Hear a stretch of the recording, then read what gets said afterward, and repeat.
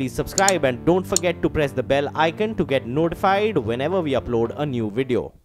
बिहार में फिर कमल पर सवार है नीतीश कुमार। हमारी लगातार एक कवरेज चल रही है। शपथ हो चुकी है नीतीश कुमार की 6वें मुख्यमंत्री के तौर पर। सुशील मोदी डिप्टी सीएम होंगे, इस बार हो चुके हैं, इनफैक्ट शपथ भी हो चुकी है। क्या कहा सुशील मोदी ने शपथ ग्रहण के बाद, आइए उसको सुन लेते हैं। सबसे पहले की शपथ ली गई है, अब कैबिनेट की बैठक होगी, विकास विश्वास मत हासिल करेंगे, उसके बाद बैठ कर तय करेंगे।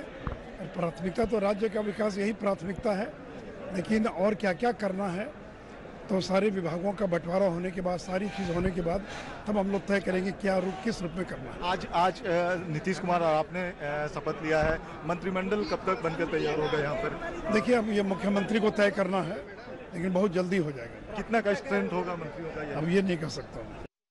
बताया जा रहा है कि 2 दिन का वक्त दिया है राज्यपाल ने शपथ के अपना बहुमत साबित करने के लिए विधानसभा में, और 2 दिन के बाद कैबिनेट का विस्तार होगा और फिर नई सरकार का प्रारूप का कार्यक्रम सामने आएगा।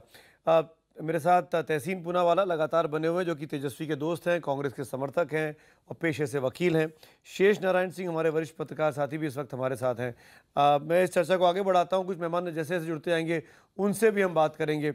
शेष जी, मैं जो बात कह रहा था उस पर दोबारा लौटता हूँ। क्या आपको लगता है कि ये कन्विंस करना कि आपने जिसके खिलाफ चुनाव लड़ा आप उसके साथ गठबंधन कर लेते हैं, तो क्या मैं ये मान लूँ कि नीतीश कुमार 2019 के उस कथित तौर पर जो था कि प्रधानमंत्री की रेस में है, वहाँ पर हथियार डाल दिए? उन्होंने मान लिया कि मैं नरेंद्र मोदी के आगे नहीं निकल सकता, तो मैं पीछे रह जाता हूँ। नहीं, तो नीतीश कुमार को नरेंद्र मोदी के प्रधानमंत्री बनने से कोई एतराज़ थोड़ा ही था।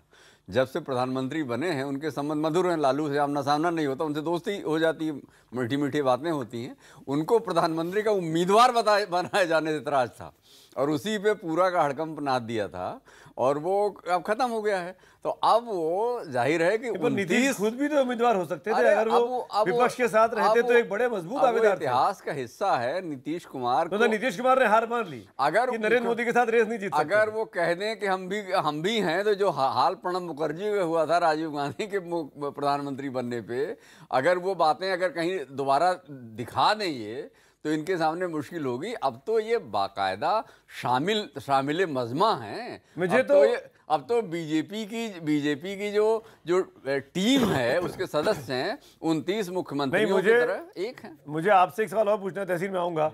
अब जब कोई भी खबर आएगी मॉब लिंचिंग वाली, गौरक्षकों के उद्दंड वाली, और जहां पर बीजेपी या बीजेपी के साथी दलों पर, साथी संगठनों पर इल्जाम लगेंगे, तब क्या नीतीश कुमार उनको पाक साफ करार देंगे, जो अब तक हंगामा करते आ रहे थे बीते 18-20 महीनों से, संसद में भी, संसद के बाहर भी? शेष जी, मैं आपसे पूछ रहा हूँ।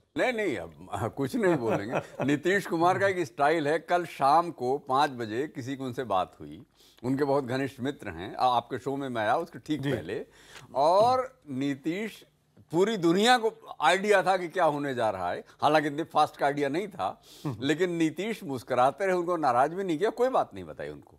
तो नीतीश कुमार की जो मुस्कुराहट है वो बहुत सारे कठिन सवालों को, कम से कम 35-40 साल से तो हम ही देख रहे हैं, 77 में आए थे शायद वो, और वो स्पीकर्स पैनल में थे लोकसभा में, और जब वहाँ बैठे होते थे चैम्बर में तो हल्ला गुल्ला कर रहे होते थे, और जैसे ही दिन में प्रिसाइड करने के लिए वो पैनल है तो उसमें आते थे तो एकदम बहुत सख्त स्पीकर हो जाते थे। तो नीतीश कुमार जी की योग्यता जो है वो दुनिया जानती है। मुझे नहीं लगता कि वो किसी भी गाय के कहीं भी गड़बड़ी में या किसी मॉब लिंचिंग में कोई भी प्रतिक्रिया देंगे, ये लगभग मैं आपको एश्योर करूंगा। कांग्रेस और आरजेडी को लिंच कर डाला लेकिन एक मैं जेडीयू के कुछ एमएलए से जो मैं टच में था वो बता रहे थे, और ये बात चल रही है बिहार में कि अगर 2019 में मोदी जी का वो लहर नहीं दिखती नॉर्थ इंडिया में, तो ये खेल सकते हैं कि मोदी जी उन्हें डेप्यूटी पीएम घोषित करते, सीएम सुशील मोदी को, या बिहार में बीजेपी का सीएम बना दे। तो ये इस तरह की बातें भी चल रही, इसमें कितनी सच्चाई ये मैं नहीं जानता, लेकिन इनके एमएलए बात कर रहे थे ये। जी, मेरे साथ नीरज कुमार सिंह जी भी जुड़ गए। नीरज जी जेडीयू के वरिष्ठ प्रवक्ता हैं, बहुत करीबी साथी हैं। नीरज जी, मैं आपसे पूछता हूँ, हम लोग अटकलों पर बात कर रहे थे, औपचारिक प्रवक्ता सामने आ गए हैं। क्या पिछले 20 महीनों के दौरान जो कुछ केंद्र की राजनीति में बीजेपी पर इल्ज़ाम लगे कि वो दलित विरोधी है, वो अल्पसंख्यक विरोधी है, जो जेडीयू के लोग ही लगाते रहे, आपके प्रवक्ता ही मेरे शोज में आके लगाते रहे नीरज जी, उन तमाम चीज़ों से आप पाक साफ करार देते हैं आज नरेंद्र मोदी की सरकार को?